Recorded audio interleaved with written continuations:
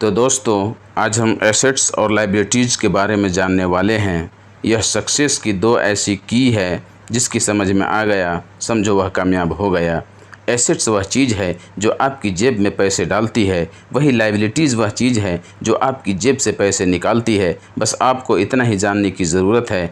अगर आप अमीर बनना चाहते हैं तो आप ज़िंदगी भर संपत्ति यानी एसेट्स खरीदते रहिए। अगर आप गरीब या मिडिल क्लास आदमी बनना चाहते हैं तो आप दायित्व यानी लायबिलिटीज़ खरीद सकते हैं। लायबिलिटीज़ और एसेट्स के बीच के फ़र्क को न जानने से ज़्यादातर लोग ज़िंदगी भर पैसे की तंगी से जूझते रहते हैं। 80% परिवारों की पैसे की कहानी यही होती है कि वो पैसे कमाने के लिए कड़ी मेहनत करते रहते हैं, फिर भी वो अमीर नहीं बन पाते। इसका मतलब ये नहीं कि वो पैसा नहीं कमाते, इसका असली कारण ये है कि वो ज़िंदगी भर पैसे की संपत्ति की जगह दायित्व ही खरीदते रहते हैं। पैसा कमाने के बाद उसका क्या किया जाए, पैसे को अपने पास कितने लंबे समय तक रोका जाए, पैसे से कड़ी मेहनत कैसे करवाई जाए, अगर आप इन सवालों के जवाब जानते हैं तो इसका मतलब है आपको पैसे की समझ है। ज़्यादातर लोग ये नहीं बता पाते कि उनकी पैसे की तंगी का कारण क्या है। ऐसा इसलिए भी होता है कि उनमें कैश फ्लो की समझ नहीं होती है। जी हाँ, कैश फ्लो। कोई आदमी बहुत पढ़ा लिखा हो सकता है, अपने कारोबार में सफल हो सकता है, लेकिन फिर भी हो सकता है कि उनमें पैसों की बिल्कुल भी समझ ना हो। ऐसे लोग अक्सर ज़रूरत से ज़्यादा कड़ी मेहनत करते हैं क्योंकि उन्होंने कड़ी मेहनत करना तो सीखा है, लेकिन पैसे से अपने लिए कड़ी मेहनत करवाना नहीं सीखा। चलिए आपको संपत्ति और दायित्व का अंतर इस छोटी सी कहानी से समझाते हैं। हाल ही में शादीशुदा पति पत्नी एक किराए के मकान में रहने लगते हैं। उन्हें ऐसा लगता है कि वो पैसा बचा रहे हैं क्योंकि दो लोगों के साथ साथ रहने का खर्च भी लगभग उतना ही होता है जितना कि अकेले आदमी का। अब समस्या ये है कि जिस मकान में वो रहते हैं वो बहुत छोटा है। वो दोनों अपने सपनों का घर खरीदने के लिए पैसा बचाने लगते हैं ताकि वो बच्चे पैदा कर सकें। अब उनके पास दो तनख्वाह होती है और वो अपने कैरियर पर ज़्यादा ध्यान देने लगते हैं। उनकी आमदनी बढ़ने लगती है। उनकी आमदनी बढ़ने के कारण वो फैसला लेते हैं कि अब वो किराए के मकान में नहीं रहेंगे बल्कि अपने सपनों का घर खरीद लेंगे।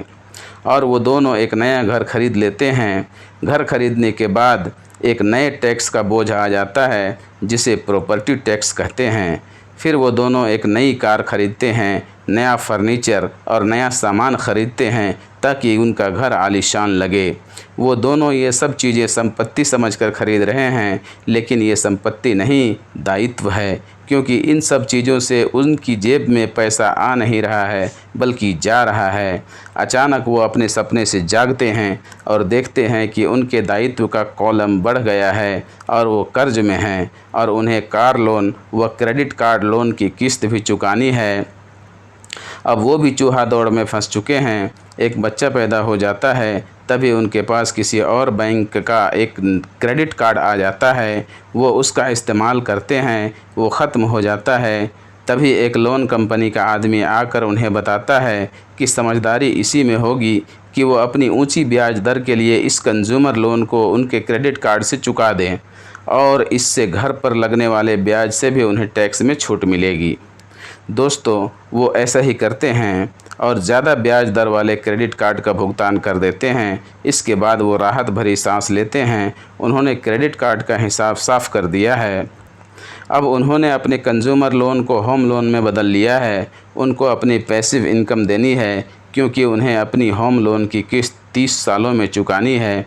इस समस्या से निपटने का यही स्मार्ट तरीका उन्हें लगता है।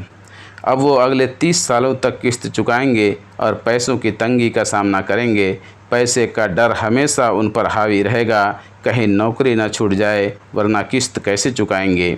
हम इतना भी नहीं जानते कि समस्या पैसा कमाने की नहीं है बल्कि पैसे को सही जगह खर्च करने की है, और यही पैसे की तंगी का कारण है। दोस्तों, अगर आपको लगता है कि आपने अपने आप को किसी गड्ढे में फंसा दिया है तो गड्ढा खोदना बंद कीजिए। गरीब और मिडिल क्लास के लोग अक्सर धन की ताकत से नियंत्रित होते हैं।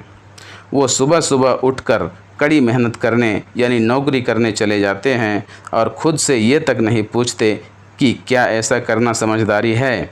पैसे की समझ ना होने के कारण ज़्यादातर लोग पैसे की डरावनी ताकत को ये इजाज़त दे देते हैं कि वो इन पर काबू कर ले। पैसे की ताकत उनके विरोध में इस्तेमाल होती है। क्या हम खुद से ये सवाल पूछ सकते हैं कि क्या इसमें समझदारी है? हम लोग अंदरूनी समझदारी पर भरोसा करने के बजाय भीड़ के साथ साथ चलने लगते हैं। अक्सर नासमझी के कारण हम वही दोहराते हैं जो हमें सिखाया गया है। भीड़ के साथ चलने और पड़ोसियों के ऐशो आराम की नकल करने के कारण पैसों की बहुत सी समस्याएं पैदा होती हैं। अमीर बनने का सबसे महत्वपूर्ण नियम यह है कि एसेट्स और लायबिलिटीज़ के बीच के अंतर को पहचाना जाए और हमेशा पैसा देने वाले एसेट्स को खरीदने की कोशिश की जाए। इसी के साथ अपने लायबिलिटीज़ और ख़र्च को भी कम करने की कोशिश करते रहें। दोस्तों, ये वीडियो अच्छी लगी हो तो लाइक ज़रूर करें और ऐसे ही अपडेट्स पाने के लिए चैनल को सब्सक्राइब करें।